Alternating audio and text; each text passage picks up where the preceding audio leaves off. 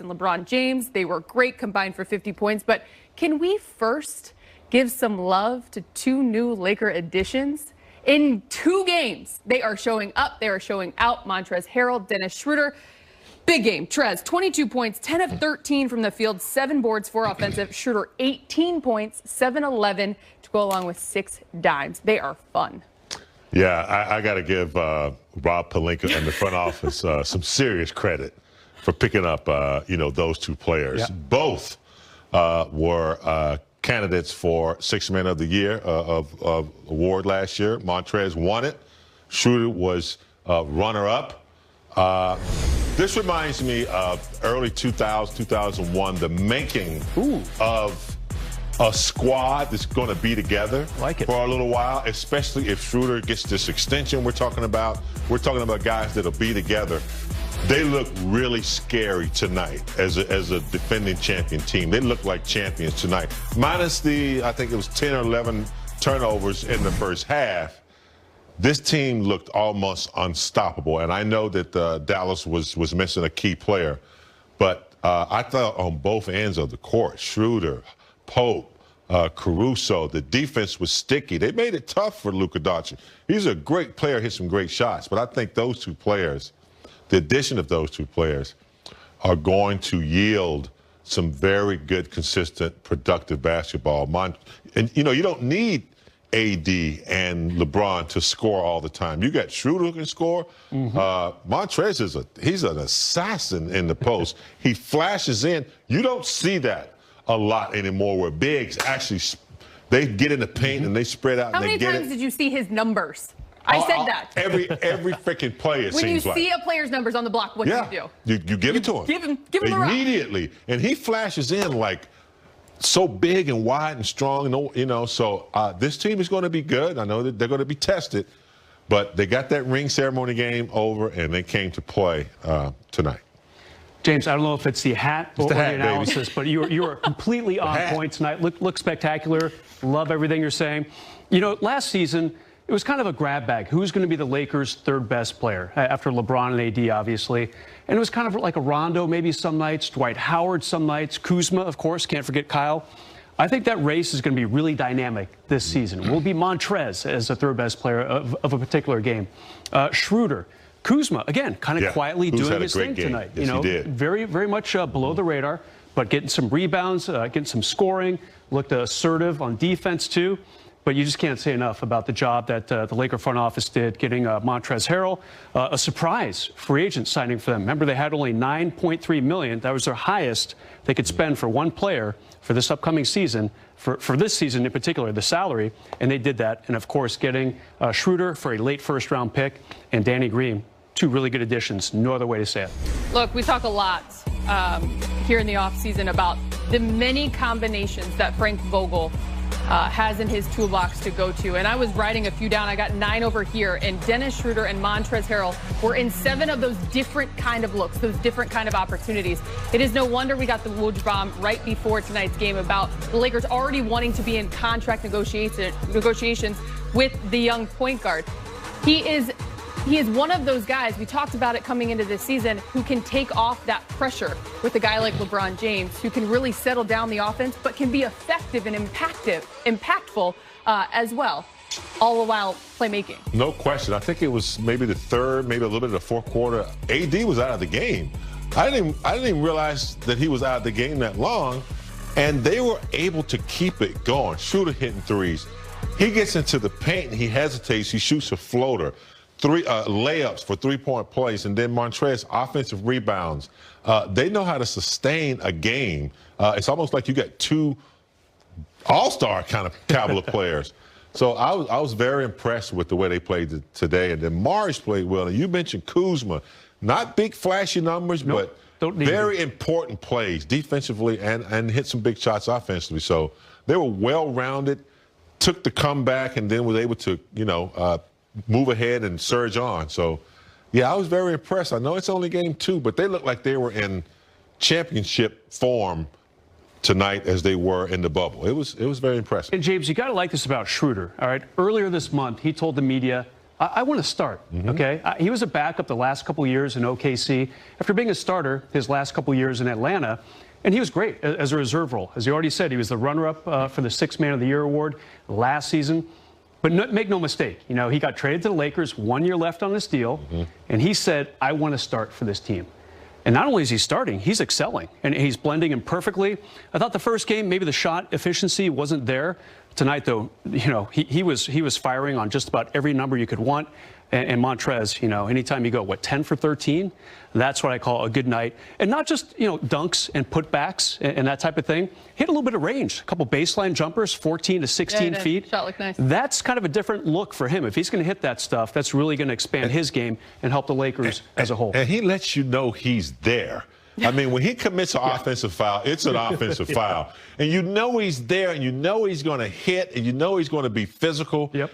And you know, for an opponent, you plant that seed in an opponent's head, and it's something to think about. When he's in there, you know, banging, you say, where's the beef?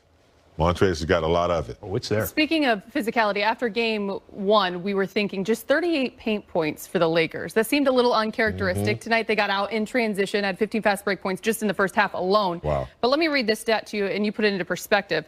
They dominated the boards, 53-27, 17 offensive rebounds, which led to 35-0 in second chance opportunities. Yeah. I mean, the second game of the season. That's understanding where to get your bread and butter. It might not come in points like shooting and shots, but offensive rebounds. And they should have tonight. Collectively, they did a good job. Everyone was rebounding. AD, Montrez, the guards. So if they're going to rebound like that, that gets their fast break going. And you saw tonight, when they're out and running, they just can't beat them. But it starts with the defense. It starts with the points in the paint, layups. I just thought they executed well tonight. That's an outstanding stat right there. I've never heard such a disparity. 35 zip. I mean, that's crazy right there. And the Lakers, as we know, they lost two very good centers, you know, veteran centers in JaVale McGee and Dwight Howard. Dwight left as a free agent, and JaVale is basically traded to help get Marc Gasol some more cash. All right, so you're going to lose rebounding and definitely shot blocking with those guys. But if Montrez keeps doing what he's doing, Anthony Davis, LeBron, those guys can rebound a little bit too. The Lakers might not fall that far back in the rebounding category as some people predicted when you lose a JaVale and a Dwight in the same offseason. Just such intention. The battle on the boards. Again, I said 17 offensive rebounds for the Lakers, just 3 for Dallas. Oh, you can't win like that if you're following the game plan. Yeah, they are. We'll get to LeBron James and Anthony Davis because they were great as well. But first, let's check out the highlight in case you missed it. We get you another shot that falls. And LeBron said, yeah, we looking good. 115-138, your final Lake Show win. Anthony Davis, 28. LeBron James, 22, 10 assists. Montrez again, 22 points, 10 of 13, so efficient, 7 boards. Luka Doncic finishes with 27 and 7 dimes. Let's hear from Frank Vogel. He is speaking with Mike Trudell in the media on Zoom. Yeah, we have a lot of offensive firepower, and our guys had a motivated spirit after the game 1 loss. We're in attack mode, attacking the paint. We're also thinking extra pass basketball, and we had 33 assists and strong offensive performance. Just wanted to ask you about Harrell specifically with that second unit, the efficiency that he had, how he's able to operate from what you've seen in practice, what you saw last year, and how it's playing off on your roster. Yeah, the simplest way to put it is he catches everything and he finishes everything. He's just he's a talented guy. Whether it's rolls through the basket, offensive rebounds, he's just got a great knack for his little hook shots and push shots in the paint. You can post him some, and the reason he was Sixth Man of the Year last year, and a reason why we wanted to pick him up. He just had a terrific night, 10 for 13, 22 points. Kyle Goon. Yeah, Frank, it seemed like you guys had, some mixed success on Doncic, but how do you feel like that defensive plan worked for, earlier in the year against a really high-powered star? Yeah, probably not good enough. Luckily, our offense was clicking the way it was.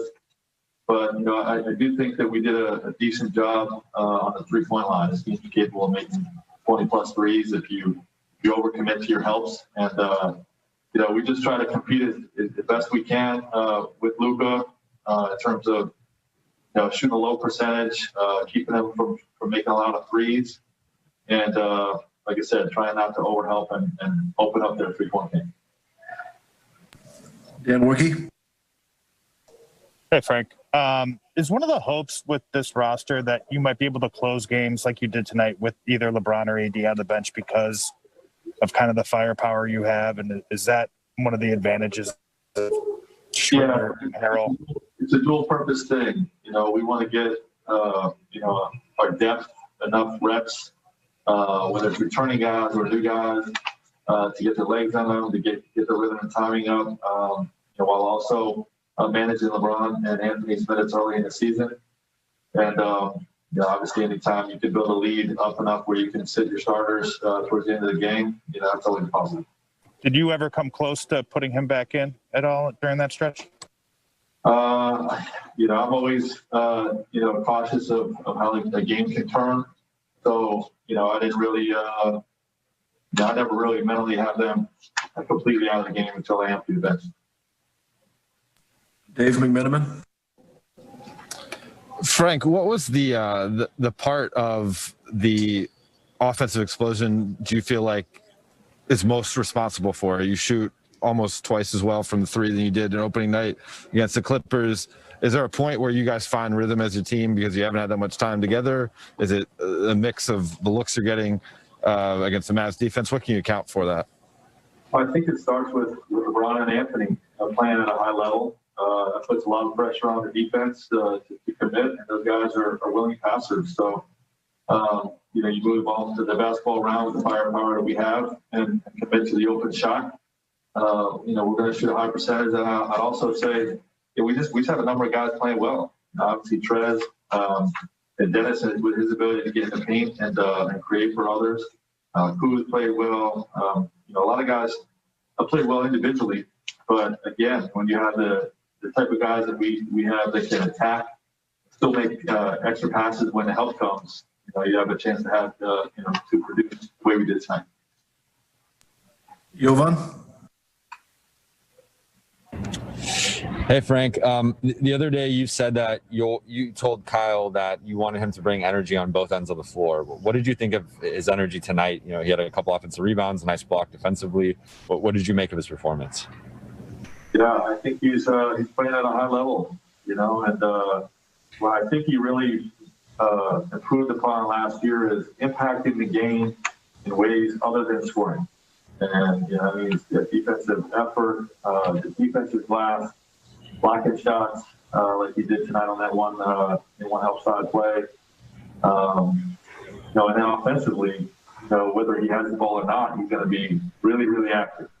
Crashing the glass, cutting through the basket, moving out the basketball, and then obviously the ability to get hot the way he did tonight as well. So just a very versatile guy. It's a reason why we have a strong belief in him, man. And he was a big part of the thing. Next game is on Sunday against. He assured everyone yesterday, I'm going to be okay, and he definitely is okay. 31 minutes played tonight, of course. When LeBron James is on the floor, he likes to push the pace. Let's do a little Axis 360 because tonight 20 fast break points for the Lakers makes them dangerous. Yeah, Lakers are at their best when they're playing good defense, forcing turnovers, and then getting out on the break before the defense can get set. Let's take a look at some of their issues. But when they get out on the break, I haven't seen anyone that can stop their fast break when they're in full force. So many options. LeBron can lead it. AD can lead it. Schroeder can lead it. The long pass is out before the defense can get set. Very impressive. As Ali said, 20 fast break points. That's pretty damn good, Rez. Strong stuff. Great breakdown, too. I mean, Dallas, not great defensively. They got some work to do in that category, sitting at 0-2 right now. Porzingis back in a couple weeks, but that Laker offense, maybe a tough night in the opener against the Clippers, no doubt about it. Short offseason for the Lakers. We've talked about that a lot. But that offense is going to be something to be reckoned with. Lakers look better on paper this season than they were a year ago, and they're starting to show it on the hardwood. In 5 days, LeBron James will be 36 years old. Wow. We said it in the pregame. He didn't look rusty in the opening night, but one thing we all do know is that he is going to take time to work himself back into LeBron James form when it comes to an NBA season. Again, we said it. 22 points on 8 of 18 from the field, 10 assists, 3 rebounds shy of a triple-double. Amazing. And he does it quietly and methodically, and then you look at the stat sheet, and you're like, wow, he almost had a triple-double. You know, we expect it out of him every night. If it's 82 games, we expect the king to come out and get triple-doubles every night. It's impossible. Even on a subpar night, he's still impactful. To bounce back from the ring ceremony, he's a leader. And he knows if he only can do it for 15 to 20 minutes, he's leading his team. And I'm very impressed with, at 36 years old, that he's going up against a 21-year-old and still getting it done. And I think LeBron respects Doncic, no doubt about it. But maybe there's a little bit of him saying, I'm not quite ready to pass that torch just yet. Another stat that I think is really important for LeBron, in the first 2 games of the season, he's averaging under 30 minutes a game, right around 29 and a half. Now, part of that is he left the opener about halfway through the fourth quarter, did not return with that rolled ankle. But if they can keep him in the low 30s per game, and he might sit out a few games. You know, it'll be interesting to see what the Lakers do. Their first back-to-back coming up in just a couple days. Portland, Minnesota, back-to-back. We'll see what they do with that. But if Montrez and Schroeder and Kuzma all keep playing well, you know, LeBron and AD might be able to just kind of sit back a little bit more than people thought they'd be able to. Speaking of, more to come on Access. Kyle Kuzma hit the buzzer beater to end the first half. 13 points tonight off the bench. Lakers win 138-115. We'll have more right after this.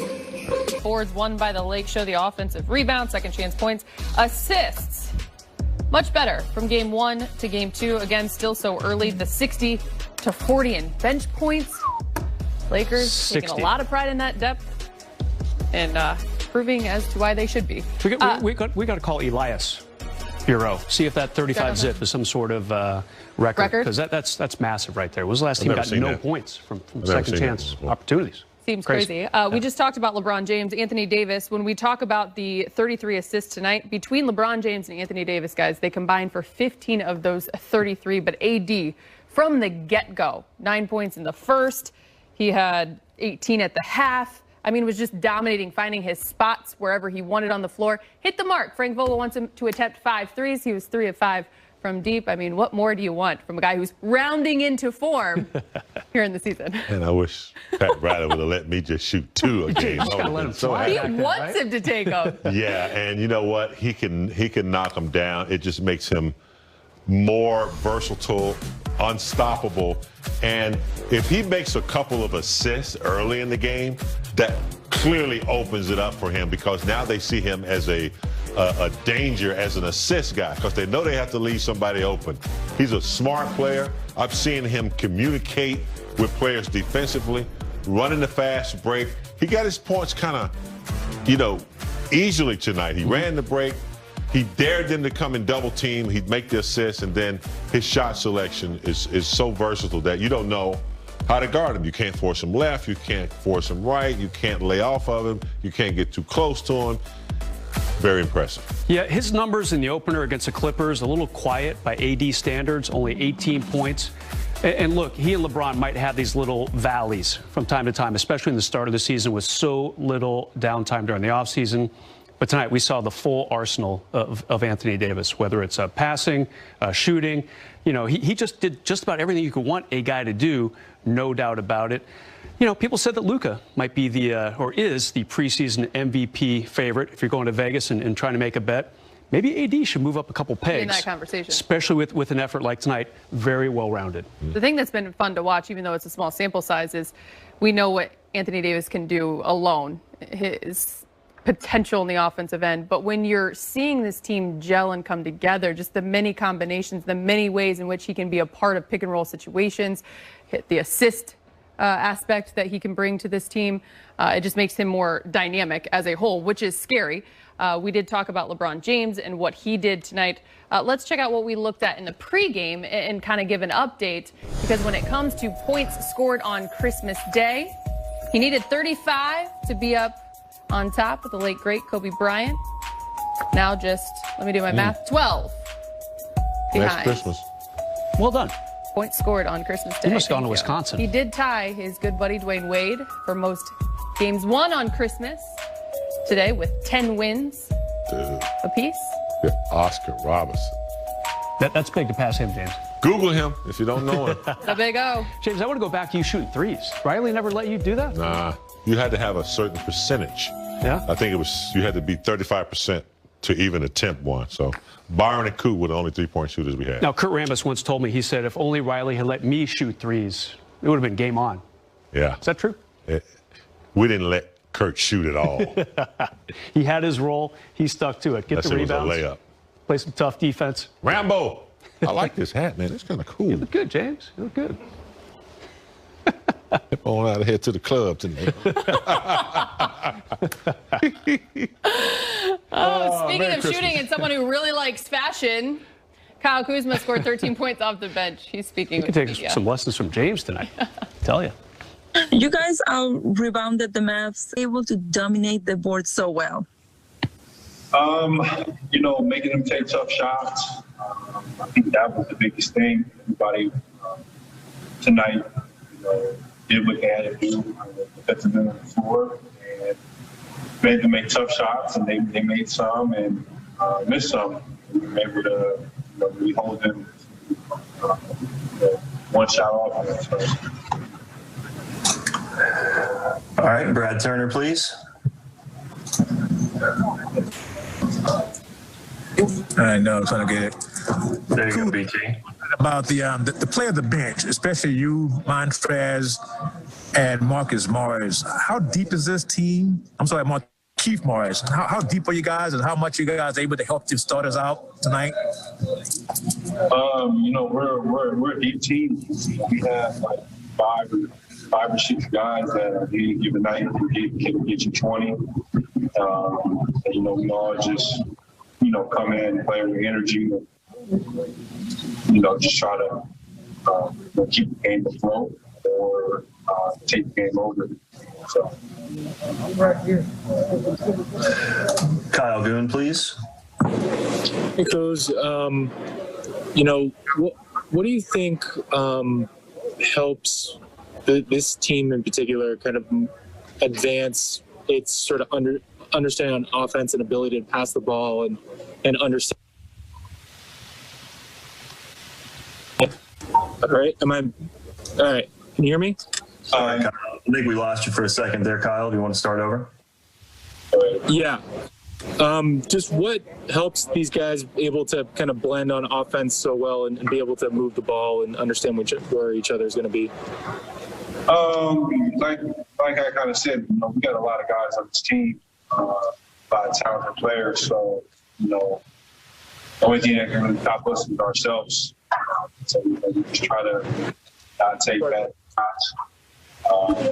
Everyone's just trying to move the ball and get the best shot possible, whether that's the person that has the ball or someone. 38-99. It's two bad ones in a row for Golden State, two wipeouts. Truly, really is the best day in the NBA. Game Good after basketball. game. There's still one going on now as we speak. Bunch of eggnog drinkers today, baby. 18 points and 6 assists for Dennis Schroeder in the win. He's now speaking with the media.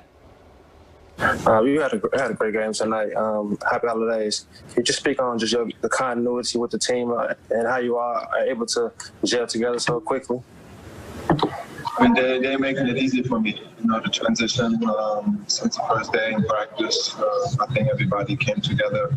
We really don't have no, you know, young guys really. I mean, it's all, you know, professionals who are taking it serious. So I think AD and LeBron, they led the way, did a great job, you know, just pushing us in that situation. And I think everybody feeling comfortable and everybody just go out there and play.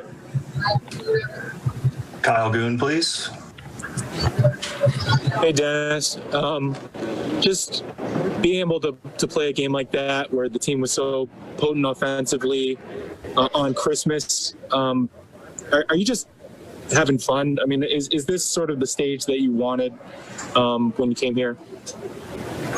I think this group here is it's fun. You know, we want to get stops on the defensive end, but then we just want to run, you know, on the offensive end and make it as fast as possible. And I think, yeah, that's our philosophy. You know, we want to go out there, play with energy, get stops, and run. And that's what we did tonight. And we just got to keep getting better from here. Jovan? Hey, Dennis. I'm curious about the offense of spacing with the starting group because LeBron and AD command so much attention, and then you got Mark and KCP, searching the floor. It feels like you're just getting right to the rim. You have a runway to the rim. What's that like for you in playing with that type of spacing and just kind of those weapons? Like I said, we feeling ourselves. We want to get to know each other, and I think in practice, start some practice, get to know each other in games, especially now. I see that I can go right open to the lane and put pressure on the rim, and nobody really helping. So I can be aggressive because they draw so much attention with KCP out there with the three. LeBron and AD, like you said, and even Mark, he can stretch the floor. So it's a lot of space for me to attack. Still to come on Access, AD got his milk and his cookies tonight. 28 points, 8 boards for the Brow. We'll have more right after the break. Points for Kyrie Irving. We talked last season how it all kind of transitioned to NBA duos, dynamic duos. This is the new one in the East, and they're looking pretty good. Yeah, they are a dynamic duo because they put up buckets, really easily. Right. I look at what Durant 29 and Kyrie Irving 37. That's pretty impressive. The only thing that I'm concerned about with them, there's only one other player in double figures off the bench. If they're going to have a supporting cast when they go deep into the playoffs. But this duo right here is enough to carry whatever supporting cast they have a long way, in my opinion. They look like they're over whatever injuries bothered them in the last couple of years. Kyrie, don't forget, he had a very spotty first year with Brooklyn, didn't play a lot of games, kind of jousted with the media out there. And of course, Durant just sat out the entire season. Both those guys look great. I mean, they look like the kings of the East right now. Boston 0-2, by the way. James, I know on Christmas, that's another nice little stocking stuff for you, the Celtics, after that slow start. Look, you love to see the best playing in the game. Of course, as we knew last year with Golden State, there was no Steph, there was no Clay. This year, no Clay. Last season, as you mentioned, we were without KD because of the Achilles tear. Isn't it nice to see KD back in action? I mean, people are already saying it's only 2 games, but they're saying he is the KD who left before the Achilles injury, that he should be up for most valuable player, just the way he is playing already. It's good to see the game's biggest stars available. You want everybody healthy. Yeah.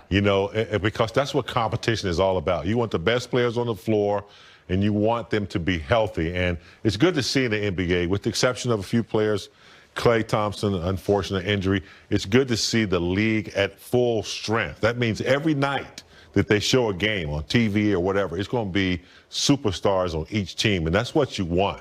And the competition, it's going to be pretty interesting come playoff time. What do you do if you're Golden State? You're 0-2. You've lost both games by an average of, just guessing, 25 points. Can we tell you what they do? Yeah, what's the next step? I'm going to steal Steph Curry's line. Win immediately. He said that tonight after the game in Milwaukee. We need to win, and we need to do it immediately. Yeah. I mean, a win can change the mindset. And, even though they're without Clay, they still are a super talented team. They got to get a win under their belt. That's right. Win corrects a lot of things. No Draymond yet either. He hasn't played either game. Yeah, that's true. They're a little short-handed, but get a win. Yeah, Oubre and Andrew Wiggins off to a very slow start. February 18th, circle down on the calendar. That's Lakers-Nets first matchup of the season. I like that. We'll be back right after this. Brooklyn. What's it like seeing Harrell and Schroeder, Kuz, a couple other guys, all that firepower, be able to go off like that to compliment you? Yeah, man, we got a really good team. We got a really good team that's well balanced. That night shift. Me and Brian don't have it going. It's going from 4 or 5, 6 guys. Me and Mark was talking. Mark hasn't even gotten the rhythm. Offensively, hadn't even got many shots. A guy who can score the ball, so and can shoot the ball. So we're continuously trying to find our rhythm, trying to find our chemistry together. Tonight was a good night of that. With the offense coming easy, what are you noticing on the defensive end and the areas where you feel like you guys need to get better to try to get back to where you were last year? We did a good job tonight. In transition, we did a good job with our coverages. Better job talking tonight. I think we still can get better at, fouling, not fouling. We put him to a lot. And a little bit of overhelp in trying to help guys when guys get beat off the dribble and they kick it out for threes. So especially a team like this who shoots on the threes, we definitely don't want to let them back in the game more, continue to shoot open threes on us. But I think we did a better job tonight on our coverages, talking on defensive end and just covering better. Dave? AD, what is it going to take to get Wes and Mark going the same way Trez and Dennis have so far?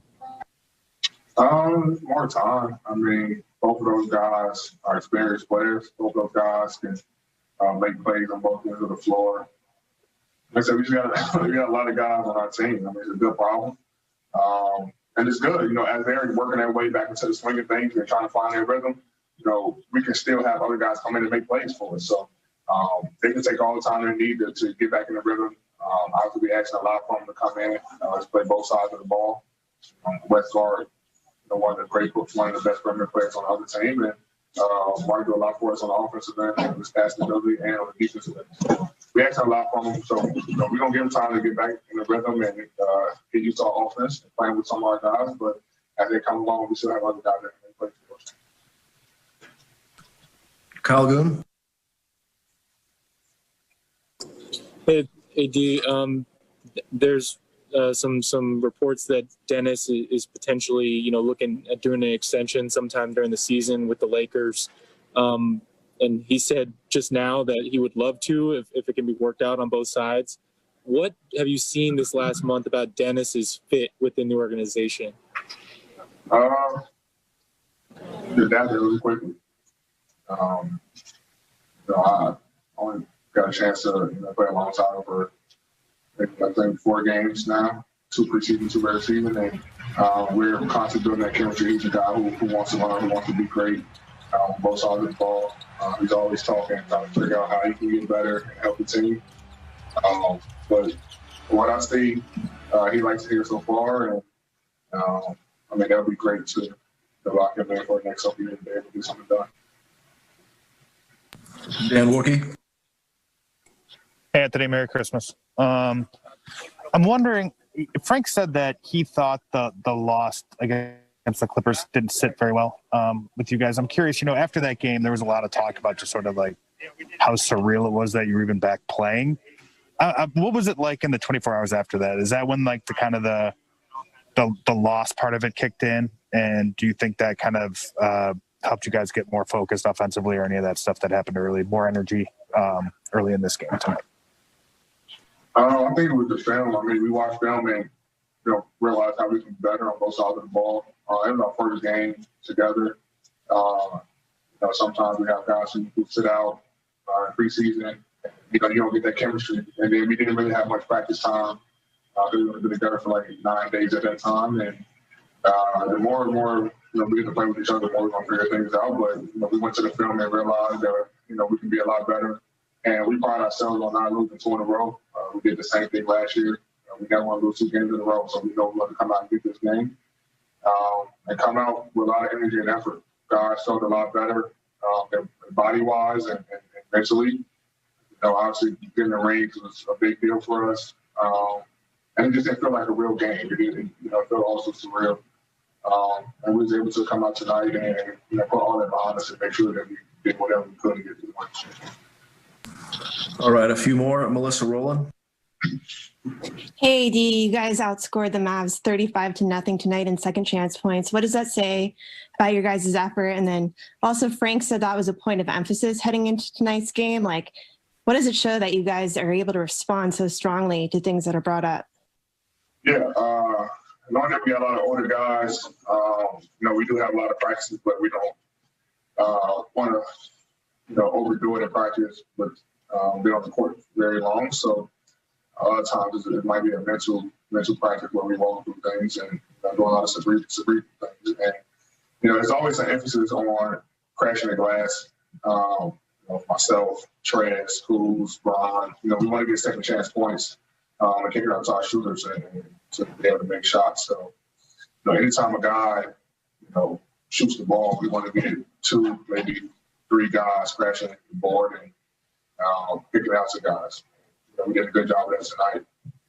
Then get extra effort plays for our team, and they can win a ball game. And they did for us tonight. All right, last one, Harrison Fake. Hey, D. I know that last year you kind of pushed back on the idea that you didn't want to play center, but for you this year with kind of the quick turnaround and the abbreviated season, do you have any extra concern about the wear and tear of playing that position more at all this year if you had to? No, I mean, I really, we got Trez and Mark who can play the 5, but there's going to be games where I have to play the 5, and, me and Coach talked about it, so I'm prepared to do that as well, and he's going to be smart about when to do it. There's always a conversation.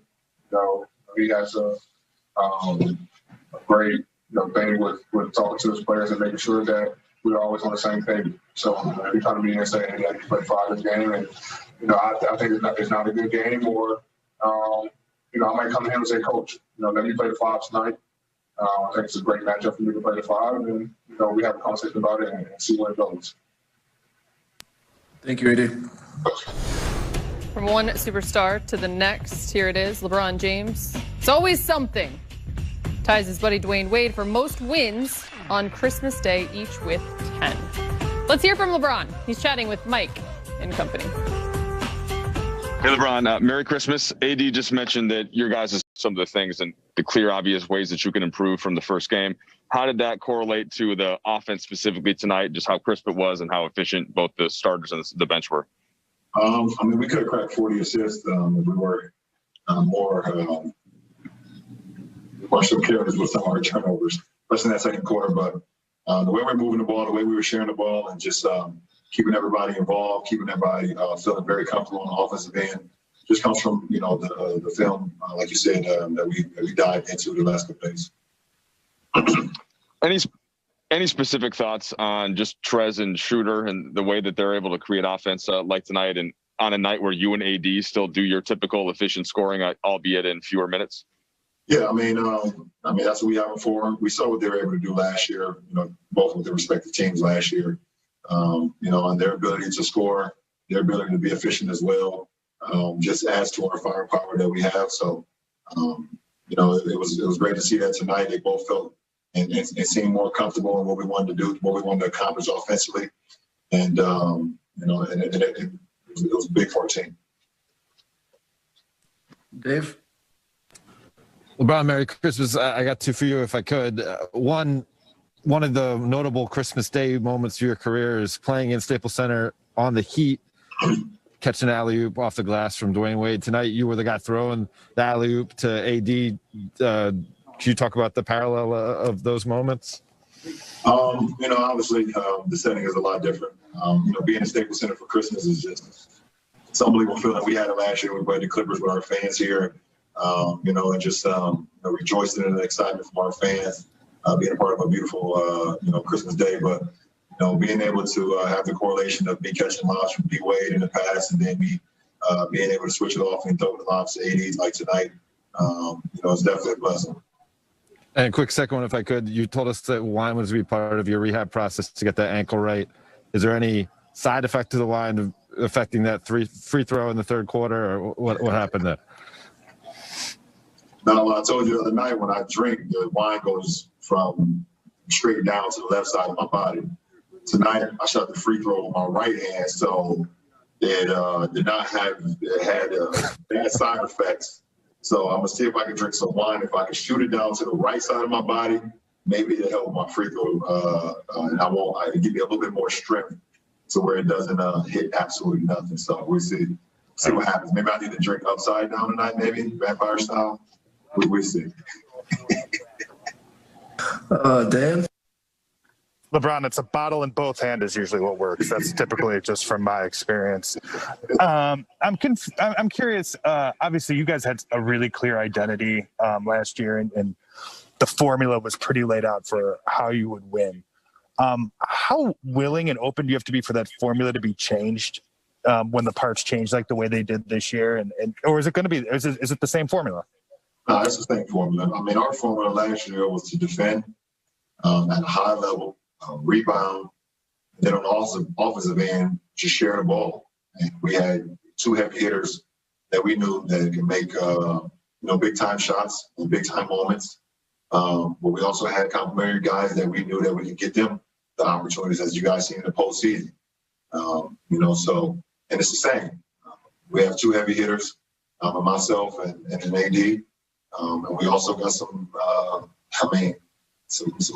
guys that can just do some great things. I mean, and as you've seen tonight, Trez, Schroeder, and Kuz. You can never forget about KCP because he has the ability to go off as well. And that's just to name a few. So we know what our identity is. Our team know what our identity is. And, the ball is going to be in me and AD's hand for the majority of the time. But we have the ability to be able to defer, to Dennis. And he can run the offense, be able to defer and get the ball to Trez in the low post and he do his thing. Be able to get the ball to Kuz in his sweet spots as well. So we know who we are, and we want to continue to build off that. Kyle, good. Hey, LeBron, Merry Christmas. Just sort of following up off of that, you talk about, who you are. And obviously, when you look at the scores you have on this team, you knew the potential. What's it like to kind of see that score 138 points in a game, and you only have to score 22 of that? Is that sort of invigorating to be in this situation, see it unfold? That's what the game asked for. The game asked for and called for, being well balanced. And we have 4 guys that basically was in the 20s or close to it. I think Dennis had 18. We was just moving the ball. Everybody was in a great rhythm. Trez did a great job of offensive rebounding. He also did a great job of being post and making his shots. AD was AD, but I felt Dennis was just more aggressive tonight, going into his pick and rolls at times. He stopped behind and made him, got to the lane, got his finishes, got his mid-range going. But, we have the ability to where we can have 4, maybe even 5 guys that can score in the 20s, along with Kuz on any given night, as long as we're sharing the ball, as long as we're efficient, as long as we're defending. So it was a beautiful thing to see. Okay, we're going to take 2 more. Melissa Rowland. Hey, LeBron, Merry Christmas. Merry Christmas. You posted about how you woke up and you were so excited to play Christmas night. What's it like in your 17th season? Are you just as excited to play on Christmas as you were early on? And what's it like? How do you feel when you wake up in the morning before this type of a game? Yeah. I appreciate you, Melissa, for making me feel a year younger. Thank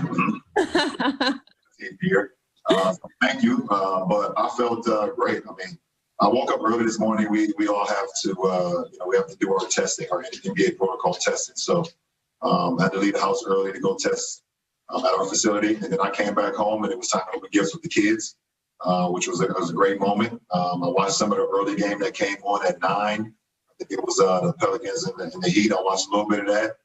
Once the kids went off and played with their toys, I went back to the room and took me a nap and was excited when I woke up to get down to Staples and get ready to go. So it's been a very good day. And now I'm going to go home and be double-fisted so I can not airball the free throw in next game. So that's what it is. All right, we'll take 1 more. Let's go David in Italy. Hey, LeBron. Merry Christmas from Italy. Merry Christmas, David. I'm curious about your level of game. Coach Vogel is saying that your minutes need to be looked at. How do you feel? I think it's a conspiracy in this league about my minutes needing to be looked at, and everyone just follows the train. No, I'm just messing around. Listen, whatever coach and the coaching staff or the players, I'm ready to do whatever. If coach wants to limit my minutes early on in the season, he can do that. If he wants to play me some games where it's a high minutes, be trying to win the ball game, he can do that too. I train my body for whatever. I'm not your typical